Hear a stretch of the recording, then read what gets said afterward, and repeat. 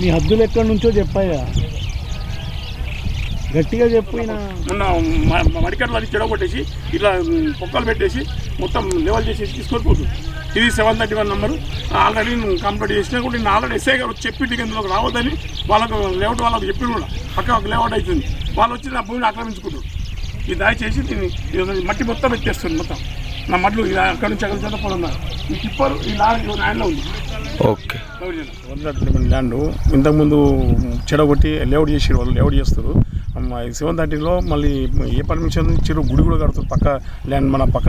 అది కూడా నా ల్యాండ్ కూడా గుంజుకుందామని నా ల్యాండ్ మొత్తం లెవెల్ చేసి పడేసారు. నేను ఇంతకుముందు పోలీస్ స్టేషన్లో కంప్లైంట్ కూడా ఇచ్చిన.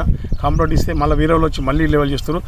దౌర్జన్యంగా రావేంద్రరావు నవీన్ రావు అంటే అతి దారుణంగా నా భూమిని చెడగొట్టడం కాక ఈ 730లో ఏ అథారిటీతో ఏ పర్మిషన్ ఇచ్చారు, ఏ ఉడాలు ఇచ్చారా, హెచ్ఎంలు ఇచ్చారా, మున్సిపాలిటీలు ఇచ్చారా, ఎవరు ఇచ్చారో తెలియదు. గుడి మాత్రం 731 కడుతుంది. ఇది 100%.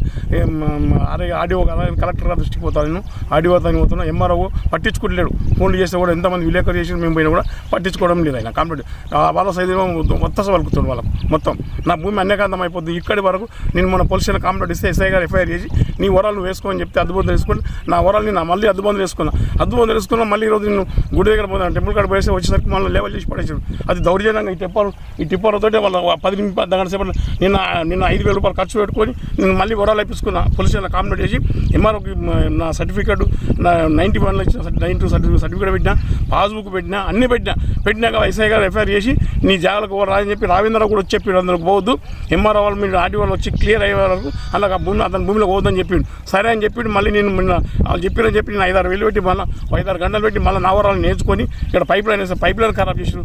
నా బోర్డుది కరెంట్ పోల్ అన్ని దౌర్జన్యంగా చేసి నా భూమిని ఆక్రమించుకుందాం వస్తున్నాను. అంతేకాక మన 731లో గుడి కట్టడం ఏంది, ఇక్కడ వాళ్ళు మున్సిపాలిటీ ఇచ్చిరా పర్మిషన్, లేకపోతే ఇంకెవరైనా ఆర్టీ వాడు ఇచ్చారు, నా కలెక్టర్ ఇచ్చారా, ఎవరు ఇచ్చారు, మరి దీనిపైన ఇమీడియట్ చర్య తీసుకుంటారా లేదా? దీన్ని పెద్ద ఎత్తున నేను ఒక ఆదర్శ రైతు ఉత్తమ రైతు కలెక్టర్ తోటి 2 సార్లు 2011, 2014లో 2 సార్లు ఉత్తమ రైతు అవార్డు తీసుకున్నాను. నేను ఇది ఇమీడియట్ ఆపకపోతే నేను కలెక్టర్ రైతు పెట్రోల్ పోసుకొని తలపెట్టుకుని దాన్ని బరాబర్ చేస్తాను. అది బరాబర్ కలెక్టర్ కలెక్టర్ ఆఫీస్ కూడా ఆత్మహత్య మేము మా పిల్లల మందరం కలిసి అతి దారుణంగా మేము పెట్రోల్ పోసుకొని తగలబెట్టుకున్నాం. దీనికి బాధ్యత మొత్తం మరి ఎంఆర్ఓ వారు తెచ్చుకుంటా, ఆడియోరా, మరి ఇక్కడ వెంచర్ వాళ్ళ ఎవరు తెచ్చుకుంటారో దయచేసి నీ పత్రిక